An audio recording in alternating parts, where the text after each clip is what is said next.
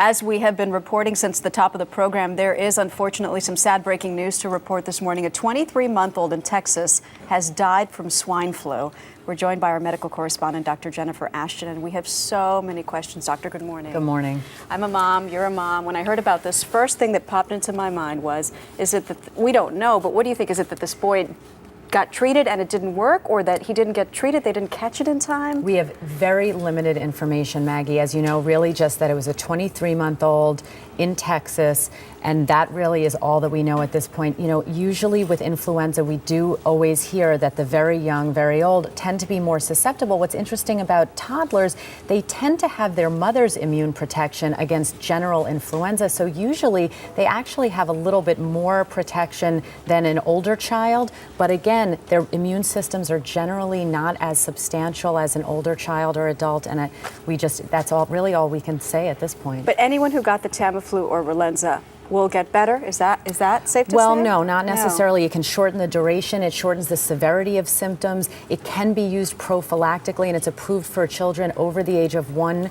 But again, you know, we see deaths with influenza all the time. Exactly. That's this scary. is really part of the flu that happens every year. That's Thousands of people, especially vulnerable, older right. and younger.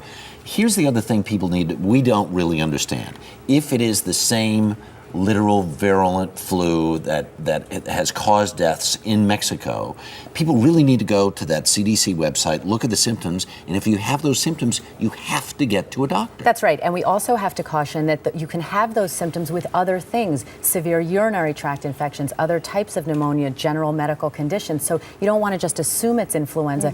Speak to a doctor. Worst case scenario, go to an emergency room, but don't ignore the symptoms. I have to say I'm more inclined now to take my child to the doctor or to the hospital if they have even one symptom. Well, maybe that's not right, doctor, but hearing this, it's what I feel like I need to do. And the pediatricians and regular doctors' offices are being overwhelmed. Slammed. You don't want to go for no reason, and you don't want to overreact. But again, we all know as parents, there's that very fine line. Do you think there's been too much coverage? Do you think there's been an overreaction to this?